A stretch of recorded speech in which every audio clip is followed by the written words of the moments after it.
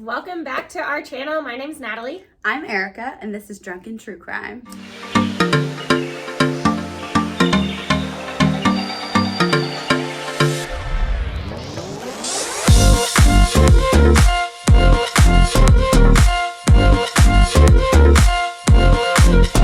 Okay guys, if you are new to this channel, welcome. If you are returning, thanks for returning to the shit show. We do have a few things that we want to cover before we actually get into the case. A few disclaimers, if you will. The first one being we talk about true crime. So there are instances where we talk about gruesome details. That's not up your alley, probably won't like this.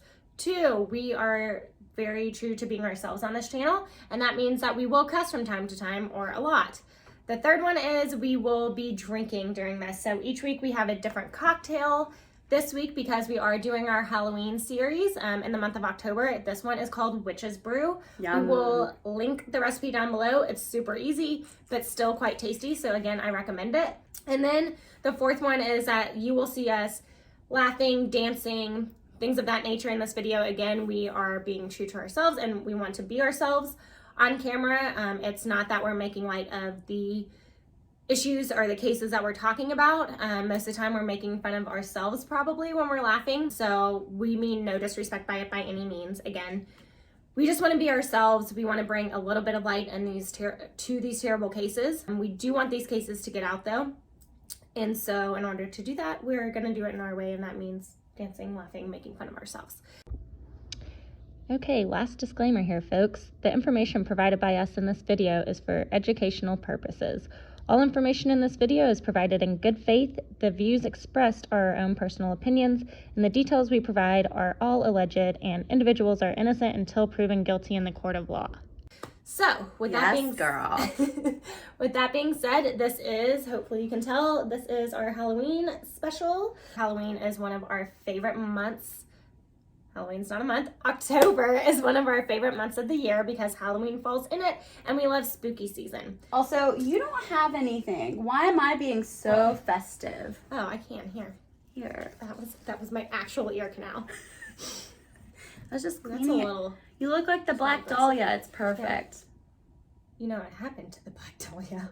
Killing it. Okay, now that we're a little more festive or drunk. Nah, I'd wear this out. Okay, so this week going in with the theme of Halloween and ghosts and demons and things like that, we're going to talk about the actual true story behind Amityville Horror. So if you don't know, Amityville Horror is a Hollywood movie, and it actually is based off of a book that was based off of a true murder case. Mm-hmm. So not only are we going to talk about the murder case behind it, we're actually going to talk about the story behind Amityville Horror as well. So there's actually kind of 2 parts to the story. So it's not going to be that long though. We're not going to go into the depths, and there's lots of theories and conspiracy thoughts behind all of it. And there's a lot of conflicting evidence because again, it's one of those cases where it's the people who lived that are the ones telling the story. So there's a lot of back and forth between it. We're just going to stick to kind of the facts, what we think about it, and go from there. Otherwise this case could be, I mean, it could be very, very long. Okay, so first, Erika, have you seen this movie? I have. Isn't there a hot guy that plays the dad? Ryan Reynolds. Ryan Reynolds, yeah. Ryan Reynolds? Yeah. That's what I remember. Yeah. Ryan Reynolds is hot. Yeah. Okay, so there have been quite a few movies done on this case, like over a dozen. But the most common one is Amityville Horror. And so the original one was done in 1979, pretty close after the murders happened. But then they did a remake in 2005, and that's the one that you've seen. Mm-hmm. And that's the one that I've seen. And so, like, fun fact, I freaking hate horror movies. Like, I don't like it at all. I don't like being, like, things jumping out at me or, like, creepy things like that. I can do true crime cases all day long, and they don't really scare me that much. But, like, for some reason, I freaking hate horror films. But because this one is based on a true story, for some reason, it's the only one that I can watch. I usually watch American Horror Story, and I love that series. Mm-hmm. Mostly because it's creepy, it's weird. This is astonishing to me. So, again, this has blown up in Hollywood, and there's been dozens of movies. Like I said, the 2005 one is the only one that I've seen, and it grossed over $108 million Wow. in the box office.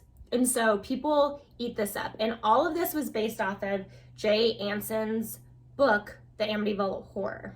And so we'll get into all of that. And again, this is all based on a true story, supposedly. Based on murders, but what follows that created the Amityville Horror franchise, that's what we're going to debate today, whether that was real or not. So first, again, we're going to dive into the murders, though. All of this started with the murders of the Defeo family. This is the Defeo family, and it consists of the parents, Ronald and Louise, and they had 5 children. So we have Ronald Jr., which he was better known as Butch, is his nickname. And we have Don, Allison, Mark, and John. Starting with the dad, again, Ronald, who his nickname was Big Ronnie. Ronald Defeo Sr. was born on November 16th in 1930. There's not much about his background. Again, this was back in the 1930s. But, you know, if you look at pictures or if you hear people speak of him, they say that he was very slim, handsome, sophisticated. He was very much a charmer. And that's exactly what happened. He charmed Louise Marie. She was this young girl, very, very pretty, wanted to be a model. And again, Big Ronnie, you know, he used his charm. They actually got married after just a very short period of dating. But Louise's family did not like Big Ronnie.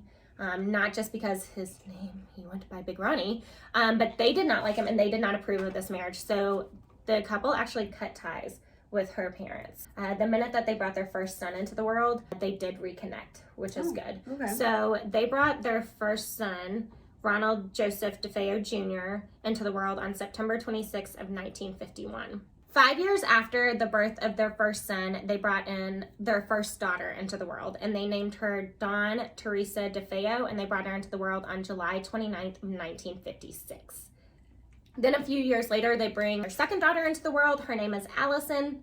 She was brought into the world on August 16th, 1961. Then came Mark Defeo, their second son, and he was brought into the world on September 4th of 1962. They had 4 kids pretty quickly. After Mark's birth, the couple started to experience some strain in their marriage, and ultimately it started deteriorating. It got so bad that Louise actually decided to leave her husband. So she actually left Big Ronnie.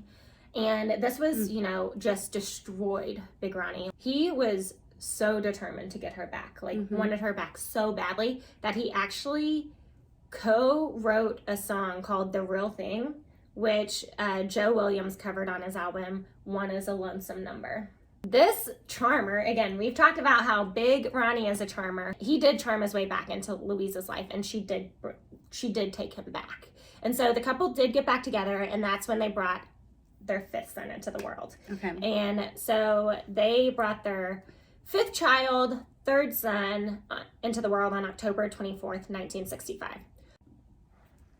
Okay, so I just want to take a moment to talk about these birthdays and how close together they are, because this irritates the shit out of my husband, because both of our birthdays are like a month apart. Our anniversary is only 2 weeks away from my birthday, and it drives him insane. So we're gonna go through this. So we have one on July 29th, August 16th, September 4th, September 26th, October 24th, November 3rd, and November 16th. No Aquarius or Pisces people. So from July to November, everyone in their family has their birthday. That's ridiculous. Do you know how expensive that has to be for those parents? They get a high five and a hug. My husband would go crazy. He would. Also, I switched my drink. Also, I want to, is that not cute? Partially, I want to switch drinks just so I could use this koozie.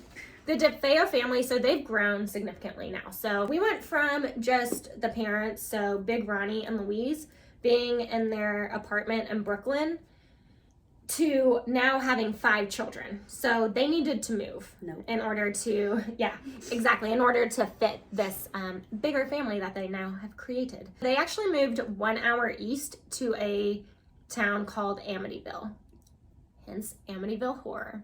And the house that they moved into, so the house was quite large. It was a 3-story Dutch colonial home built in 1925. Very small town, so we moved from Brooklyn, really big, to a very small town called Amityville. And people were kind of confused as to how Big Ronnie could afford such a nice house. It was on the river, it had a boathouse, they had a pool. Rumors started to fly in this small town. And the rumor was that he was somehow connected with the mob. So just keep that in mind as we go through the story, because that will pop up a little bit later as well. So now I want to talk a little bit about their firstborn son, Butch. So Butch honestly kind of had a rough upbringing. So Big Ronnie was quite difficult on him, and Louise's brother, so Butch's uncle, even said that he once witnessed when Butch was only 2 years old that they were all, like Louise, Big Ronnie, Butch, and the uncle were all sitting in the family room just watching something on TV. And Butch, again, 2 years old, did something to piss Big Ronnie off, and Big Ronnie took him, like threw him against the wall and screamed at him. Yes, and a 2-year-old. We're talking a 2-year-old. When Ronnie did this to Butch, Butch's head hit the wall really, really hard. And so, of course, they didn't take him to a doctor or anything, but we know what happens next, and it just leads you to believe, was there any sort of like traumatic brain injury that happened at that point? Again, he was 2 years old when this happened. This is just one time that we talked about, but this happened regularly, unfortunately, throughout Butch's childhood. And not only did he get abused both physically and mentally at home, this also happened at school. So Butch was, I would say, he was an obese child, so he struggled with his weight, and he got teased a lot at school. So on November 13th of 1974, Butch goes to a local tavern and runs into it at 6:30 p.m., busts open the door, and says, "Hey, you have to help me. I think my mother and father have been shot." So obviously, like patrons, the bartender, like everyone in the tavern is alarmed, and they're like, "Wait, what's going on? Like, what's happening?" And so eventually a few of the patrons, some of them, again, it's a very small town, so some of Butch's friends were there, jumped into a truck, including the bartender went with them, and they drove to the house, which was very, very close to the tavern, like just like a block down the road. I feel like they could have gotten there faster if they just ran, but besides the point. So they drive to the house, and his friend immediately just goes through the doors into the house, which all I'm saying is that as a person who, if I was in this situation, I don't think that I would just like full out be like, "Yeah, I want to go in the house." Like, what if the person who killed them still in there? Yeah, if there's a gunman still in there, nah, not for me. So that will be the first thing that people kind of like, they're like, why would you just run in there? So again, the group of patrons and friends, bartender, they jump into the car. They immediately go to the Defeo family house, which is at 112 Ocean Avenue. There's a place on Ocean Avenue where I used to sit and talk with you. Yep. So again, they go into the house, and they discover a very, very grisly scene. And it's the entire Defeo family, with the exception of Butch, has been murdered. So Butch's friend, Joe Yeswit, calls 911. And obviously he's very, very frantic. And I read the transcript of all of this, and I'm just going to say it's a cluster. If I were Joe, I'd be so pissed. They asked him, I'm not even joking, what felt like 10 times what his name was. And he was finally like, "How many times are you going to ask me this? Like, just get someone down here." Right. Like, there are 6 people that have been murdered.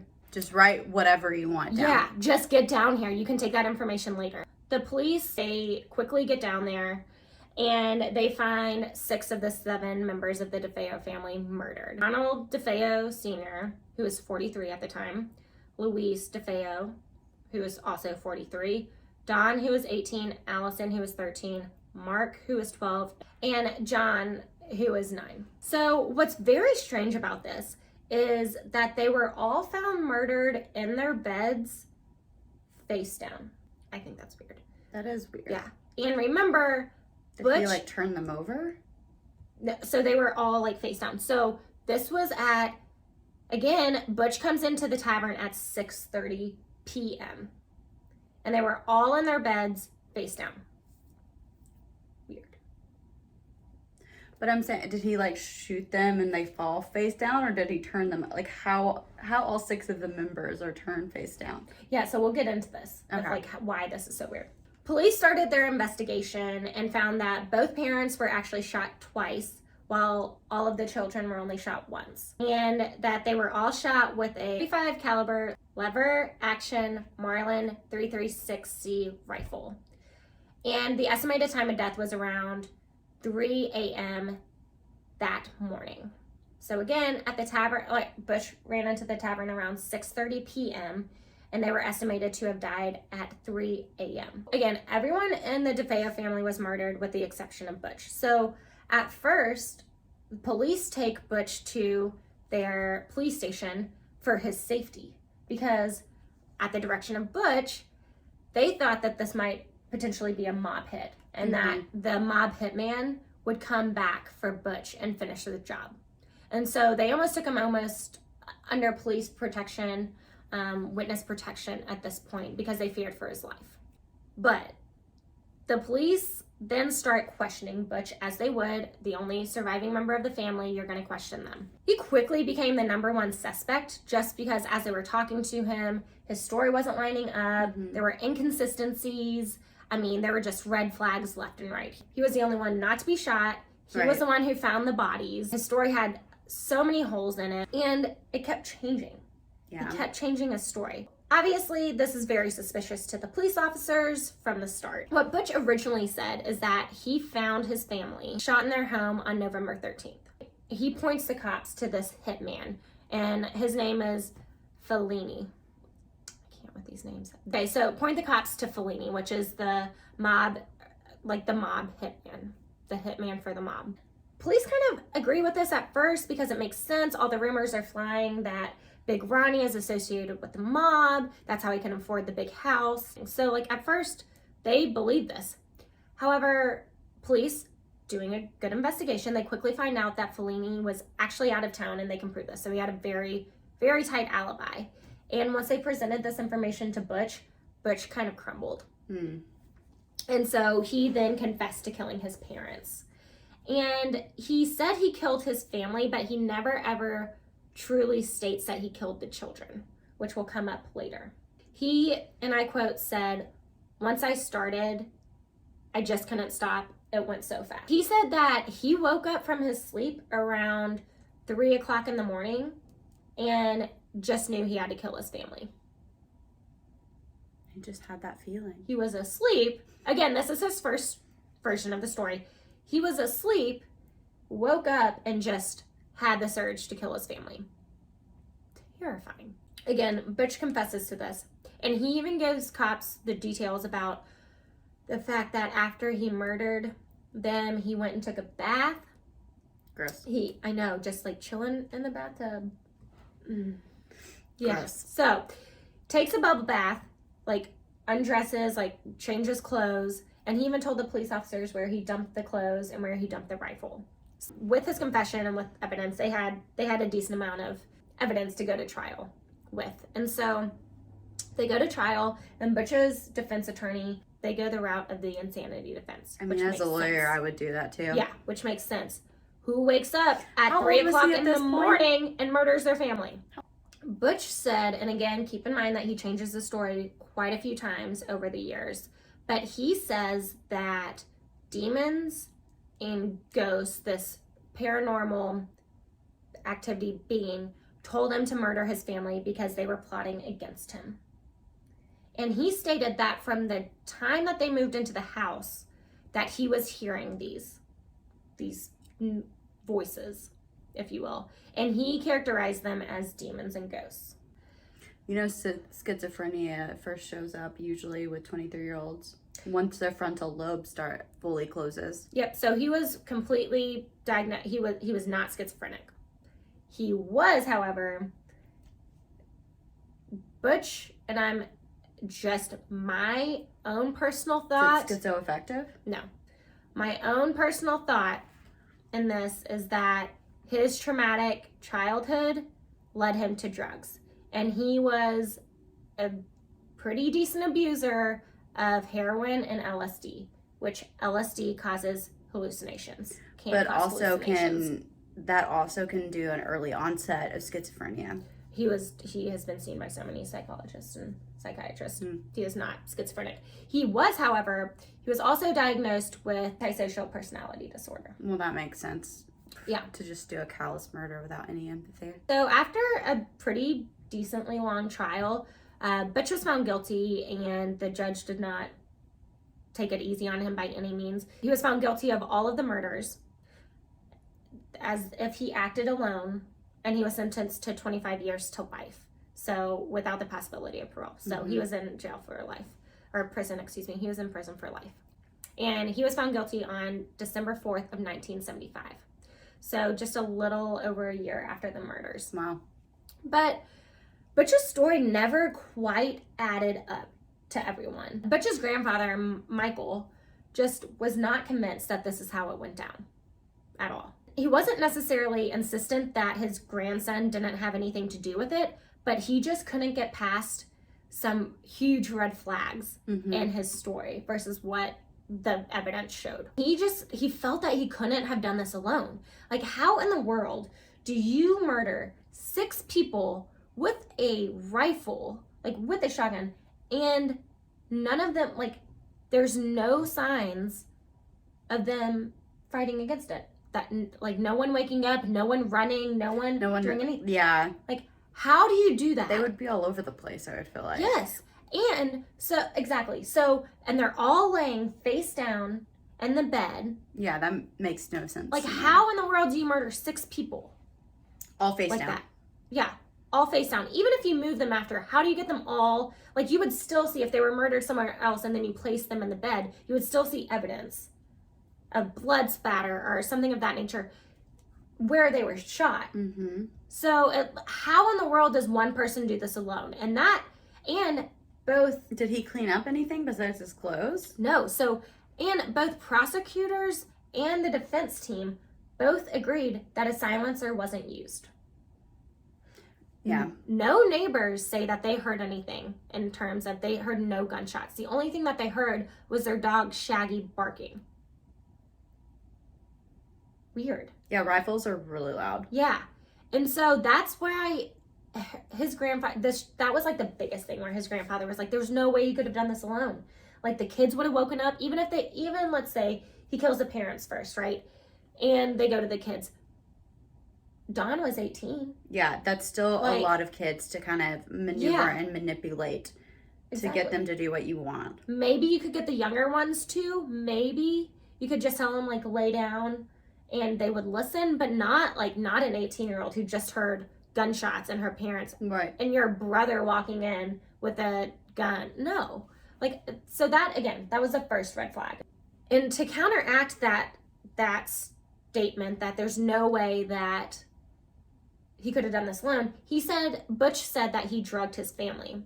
However, the medical examiner testified and said that he tested both, like, everyone in the family, both their urine and their blood, and there was nothing on their toxicology report that would state that they were drugged. So we can assume that that was a lie by him. So again, this is what left his grandfather unconvinced. So much so that his grandfather actually hired a private investigator, and it was a former New York City police detective, and his name was Herman Race. Hermie? Oh, we didn't even plan that. Herman actually uncovers a lot of evidence, like a lot of evidence that would make a lot of people question this story. And not only did it contradict Butch's story of the events, it contradicted the police's story of the events. Interesting. Okay. Race presented evidence that concluded that there were actually multiple gunmen at the scene. Okay? So that Butch did not do this alone. And that there were 2 different guns used at the scene, not just one. Money's on his friend Joe that, like, ran in with him. Oh, interesting. Okay. We shall see. When Herman presented this evidence to the prosecutor and the medical examiner, they both agreed. And again, this is after Butch has already been convicted. Right. But they both agreed. And the medical examiner actually said he was astonished that only one person went to trial over this, that they truly thought that only one person did this, because there's no way that you can murder 6 people and not one of them wake up without a silencer. The uncovering of this evidence led Butch to change his story again. And this is where, and I'm very interested to get your point, like, or your thoughts on this after I tell you all the details of what his story changed to next. But first, cheers. Let me make a drink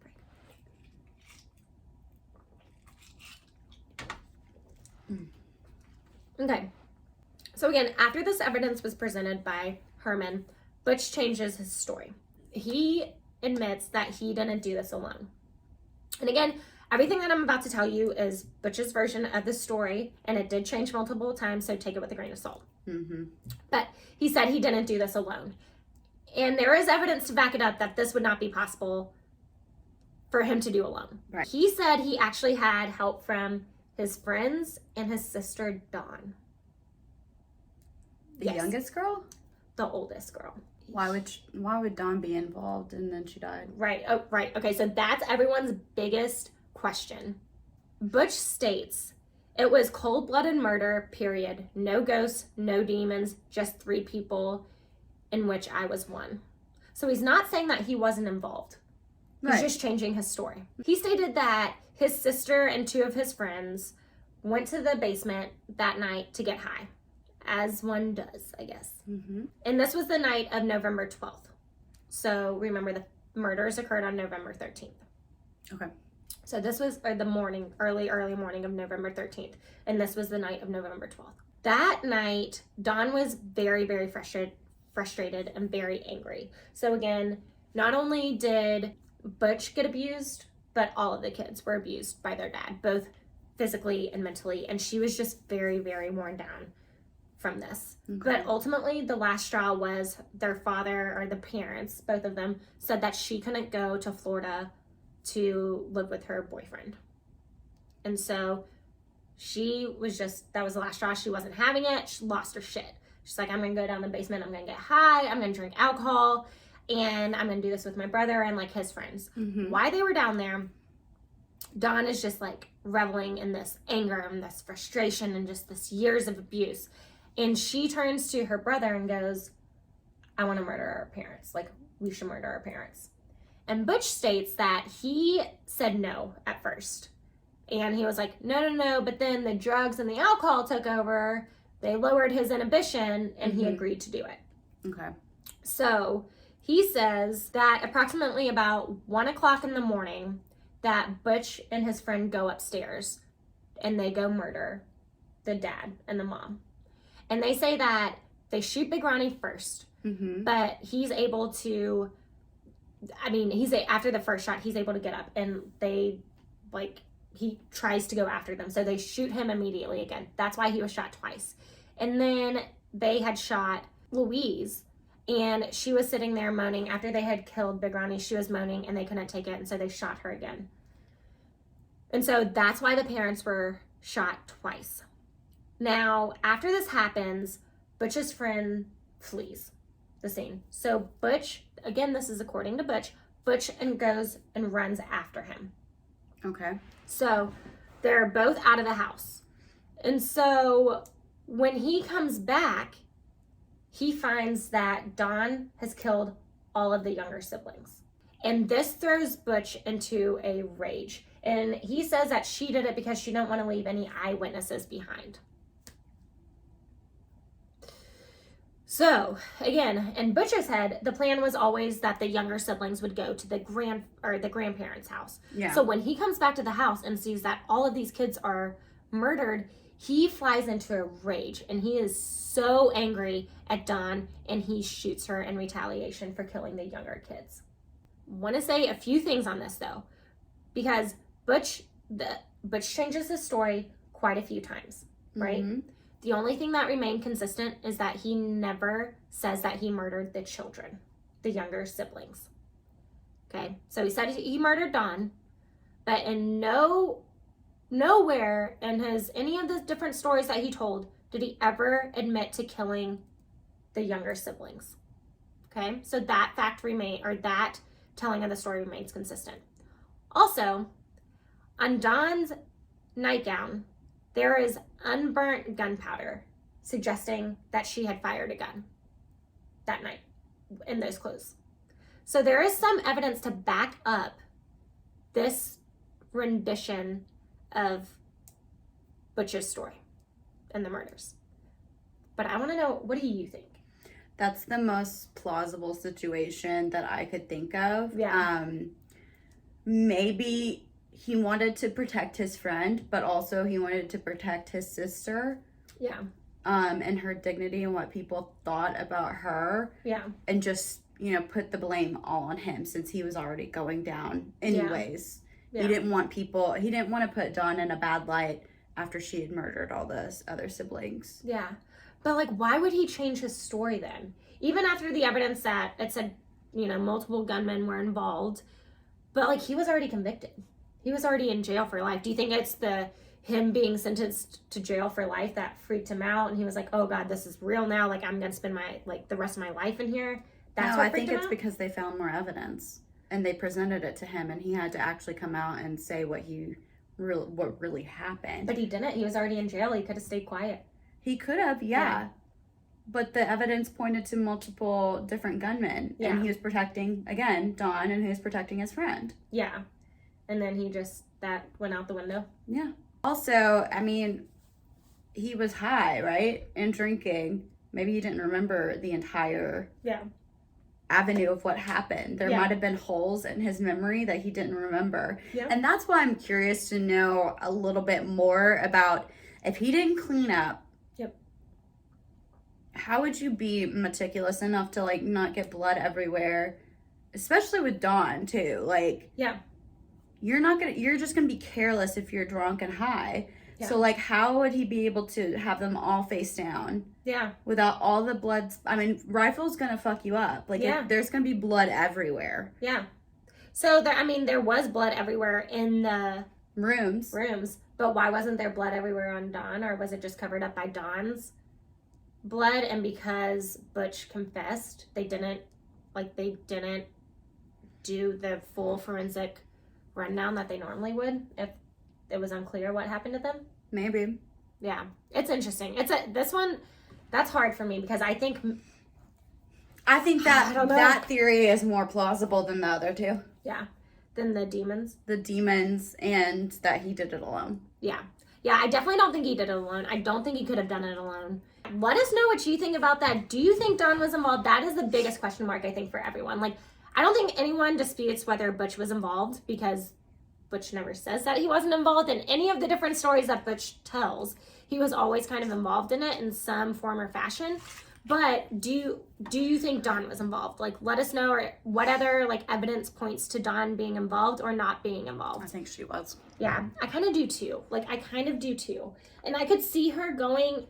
I just don't understand the younger I remember siblings. being 18 and getting pissed off and you can't really control your emotions and rage at that point. So I get and then you add fuel to the fire with LSD and heroin. Yeah, and I get going after I'm not saying I get it, but I can somewhat understand going after the parents in the terms of she was being abused. Mm-hmm. They told her she couldn't get away from the abuse. She just lost it. She snapped. I could kind of see that, but why the siblings? She's just crazy. Maybe in her mind, after being drunk and high, that just seemed... Yeah, that's that just seemed like she had to do it at that point. Yeah. I mean, I'll never understand a murderer, but that's what I would think. Yeah. Okay, so again, let us know what you think. But now we're going to switch from the murders to the actual basis and the hauntings that launched this Amityville Horror franchise that has made just a shit ton of money. This brings us to the Lutz family. So on December 18th, 1975, so just a little over a year after the murders, the Lutz family, they move into the old Defeo home where all these murders took place. And they knew about the murders, and they chose to move in anyways. Probably got a good deal. That's what I was going to say. I'm sure they got a great deal on it. Again, it's on the water. It has a pool. It's a really nice, big house. So I bet they were oh, this is fine. We're getting a deal. But again, they did know that there were the murders that had happened there. And so the first thing that they did before they moved in is they called a priest. and they wanted them to cleanse and bless the house. Yes. Sage that house, girl. Yeah, for real. Do all the things. All the things. They had their priest come in, and again, this is according to Anson's book. And Anson is an author who sat down with this family after all of this occurred and wrote a book called The Amityville Horror that made quite a lot of money and became the basis for these films. Okay. And it was the retelling of what happened to the family within this home. So, what I'm going to tell you now after this is based on Anson's book. The priest goes into the house, doing his thing, and he goes into the upstairs bedroom that was John and Mark's bedroom. Mm-hmm. And he says that he heard a voice that said, "Get out." Nope. Fuck that shit. Not staying. Nope. Out. Nope. I would run so fast out of that house. But instead... You gonna call Ghostbusters. But instead, the priest decides not to tell the family, but he tells them, don't make this a bedroom. Don't let anyone sleep in here. Because that's going to protect you. Right. So this family, the Lutz family, being the good Catholics that they are, they listen to their priest and they turn it into a sewing room. Sorry, how is that going to help? Yeah. I don't know how not sleeping in there is going to protect you from the demons or the ghosts. But sewing will help, don't you worry. Yeah, sewing will protect you from all this. Whatever. So, the family moves in, and they say from the very first night that they start having these strange occurrences. Mm-hmm. So, I'm just going to go through the list of the different things that happened to them in the time period that they were actually in this house. First things first, the very first night, they said that they just had these strange sensations. You can make fun of me. Strange sensations. Yeah. So they said that they just had these really weird sensations from night one. They said that they started experiencing personality changes. The entire family did. They were smelling weird odors. So like vomiting and cheap perfume, which I was like, would you not just say perfume? But I love the fact that they said cheap perfume. They put cheap perfume in there. Yeah, because that cheap perfume's gonna smell like vomit. Yeah. Like, what? Okay. Teach your own, Lutz family. They also talked about these just black stains on their toilets that they could not get rid of. That, like, they scrubbed at, like, bleached, everything, just could not get rid of them. They also talked about this, like, green slime that would just run down the walls. Literally, did they just take these from Ghostbusters? This is, right? That's, like, that's where you're like, what? Maybe the strange sensations, things like that. Like you can get personality the green slime changes. Guy from Ghostbusters that's haunting you? Yeah, that's where I was like, okay, I'm out on this story. But they said that this like green slime came down the walls and they could never pinpoint where it came from. They said that there was a swarm of flies, like hundreds and hundreds of flies, even though it was like the dead of winter that would that was in their house. But the most, like, I think, like famous one, or the one that you hear about the most too, is the upside down crucifix, which signifies the devil. As far as like individual stories, like the mom, her name was Kathy, they said that she was like being physically abused by unseen touches, like something was touching her to the point where she passed out, allegedly. Again, this is all the tales of the Lutz family. One night, the dad, George, said that he looked over and his wife, Kathy, had turned into this 90-year-old woman, like this haggard, like Haggard? I know. Haggard is what I was going after. Damn, I wish I saw Haggard. That'd be pretty cool. And this haggard woman. The only thing that like rattles me is the crucifix upside down because yeah, that is a symbolism of demons and the devil. Yeah. He said that another night that Kathy had started levitating above their bed and he had to grab her to save her. So then there's some more stories that came from this. So the dad stated he just had these constant chills that he could not shake. Like he could be sitting in front of the fire and for hours and just could not shake these chills. He said that he would wake up every night at 3:15 a.m., which is around the time that the Defeo family would have been murdered, even though, side note, the medical examiner was never able to actually determine the exact time of death. One night, he said that he was woken up by the sound of a marching band in his living room. Yeah, but then he went downstairs and there was dead silence. Right? Thank you. Like, this is ludicrous. Straight up drum line. Yes. With Nick Cannon's down there doing the pictures. Like, but then the daughter too, they said that the daughter Missy had some weird things happen to her too. They said that she reportedly befriended an imaginary friend, but it manifested itself as a red-eyed pig named Jody. Sometimes this pig manifested itself as being quite large, and sometimes it was really small, like a small dog. And it could only be seen if it wanted you to be able to see it. So all these things were happening, and the family is like about to lose their shit. And so they asked the priest to come back, the original priest that had blessed the house in the beginning. And he said straight up, nope. Like, he literally was like, nah, fuck that shit. He's like, nah. He refused to come back.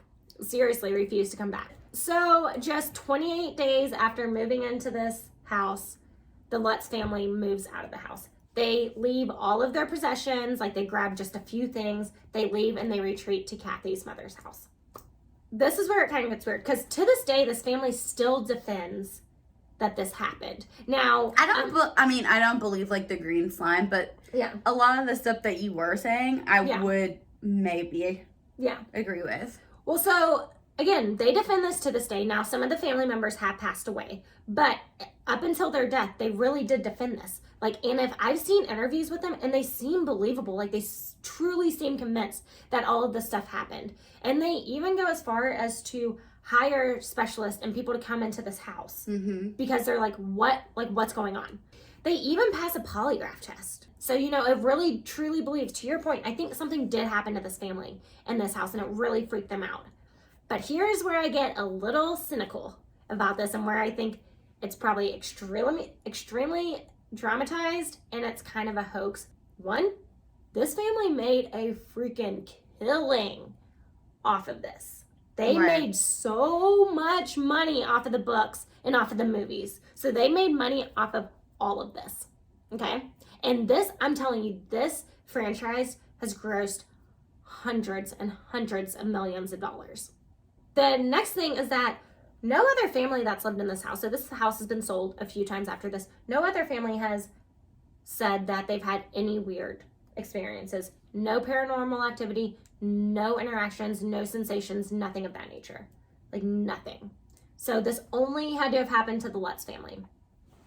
But the third thing, and I would say this is the one that really kind of got me, was that right after the Lutz family left the Defeo house, the lawyer that was defending Butch, because Butch was trying to get a retrial, the lawyer that was defending Butch started defending the Lutz family. He did a press conference with them right after about all of the weirdness that was going on and the demons. And to me, that's a tie, because Butch's defense was that it was the demons. Yeah. And something took over him in the insanity defense. That one doesn't get me that much. Really? I think it's so weird that his lawyer defended them.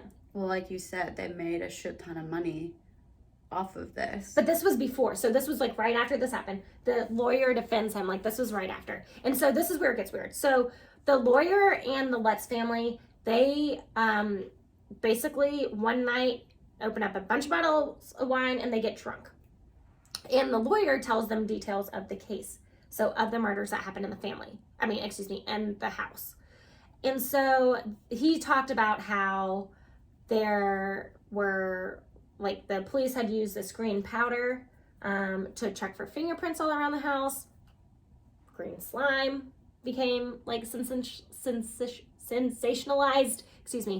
In the book, they talked about how that there were flies in Dawn's room, that family really struggled with that issue. And then there were hundreds of flies that swarmed the thing. So it almost seemed that the stories that the lawyer, or the facts that the lawyer was telling them about the case, was the basis for the things that I personally believe they dramatized and created this, like, sensationalized so that they could make a lot of money. Yeah, I would agree with that. That aspect, some of it, I feel like something did happen for them to want to move on because they didn't know that they would make a killing after 28 days. Yeah.